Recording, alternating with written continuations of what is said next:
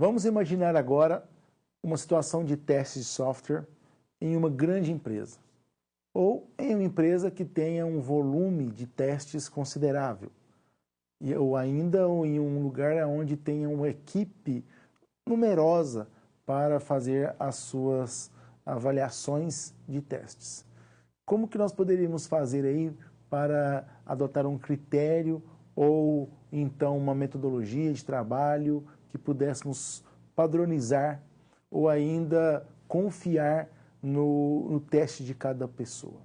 Então é claro que este assunto de testes, ele trata-se quase que uma disciplina específica para ela, já que há muitas metodologias relacionadas a testes e também, além das metodologias, abordagens e outras técnicas, nós temos com isso também ferramentas para a automação de testes. Você conhece alguma ferramenta aí utilizada para fazer testes de software? Então veja algumas aí ferramentas existentes para que as empresas ou nós, desenvolvedores, possamos utilizar. E além dessas aí, existem outras dezenas de ferramentas que automatizam certos processos e garantem uma certa padronização e uma segurança maior na identificação de falhas ou de desvios ou erros que acabam sendo percebidos por meio do que é pedido ou solicitado nos nossos testes. Então, vamos tentar imaginar um pouco, para quem ainda não trabalha nessa área, como que ocorre, como que a gente pode minimamente pensar aí num cotidiano, numa empresa que, no setor de qualidade, por exemplo, ou de testes de software, como que isso pode ser conduzido. Então, primeiramente, as ferramentas, elas têm um arsenal de possibilidades e cada uma trabalha de uma maneira e tem uma finalidade ou voltada para certas linguagens, outras para uma interface do usuário. Com isso, a gente vai ver que existe uma programação de instruções que nós devemos montar para esses programas, nestes softwares, para que ele faça, então, essa verificação e essa validação para o erro, para uma falha, uma inconsistência. O jeito mais fácil da gente imaginar é naquilo que envolve o UX, a experiência de usuário, ou UI, que é a interface do usuário, que tem justamente a parte já do front-end, que é a parte ou a tela onde o usuário visualiza, a gente interage com uma determinada parte do software. Então vamos imaginar aí uma página na internet, que temos ali determinados elementos, botões, cores, textos,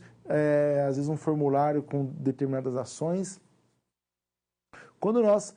usamos ferramentas de automação, a gente pode pedir para verificar aquela página que estaria não olhando com os nossos olhos, mas avaliando por meio de imagem, fazendo uma espécie de screenshot, um print ali da tela, como a gente fala, e também analisando o código HTML que foi gerado naquela página com todas as classes, com todos os textos, com todas as tags que ali existem. Numa eventual mudança, então, aquilo é comparado e percebe-se que houve uma diferença. Às vezes, uma classe alterou ou um padrão de comparação de imagens, ele nota que agora tem um espaçamento maior, ou um botão sumiu, ou um texto a mais, fazendo uma espécie de comparação como diff, E diff é D de dado, IFF, que são recursos conhecidos aí pelo pessoal da programação, que compara-se textos, Então pode fazer um diff também de imagem e com isso você percebe identificações.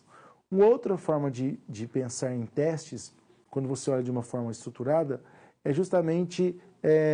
descrever, fazer uma série de rotinas e já provisionando, deixando de maneira provisionada qual é o resultado esperado na tela. Como se a gente criar-se um evento de um clique em um botão, o botão tem determinado ID, né, que está no código, então ao executar aquele botão, carrega-se a tela, que essa tela tem que encontrar determinado código também ou script, e assim por diante. Quando essa rotina ela é interrompida ou interferida por alguns padrões diferentes, isso gera-se um relatório ou pode ser notificado, ou nós temos a identificação. E a identificação imediata, né? Aí cada sistema e software trabalha de uma maneira, e em larga escala, isso é maravilhoso, porque você vai programando, então por isso que as pessoas de testes, elas não ficam ali procurando defeitos no dia a dia, né, numa grande empresa, e sim trabalham numa estrutura lógica de estruturar os testes para então executar essas ferramentas, que executa todo esse caminho para que as ferramentas identifiquem isso em larga escala. Então eles fazem vários processos ali que ficam verificando que seria humanamente quase que impossível no tempo e na precisão cirúrgica do problema. Então, fica aí mais essa demonstração e dica para vocês verem as ferramentas e ampliar um pouco mais o conceito e o entendimento sobre esse assunto. É isso, pessoal.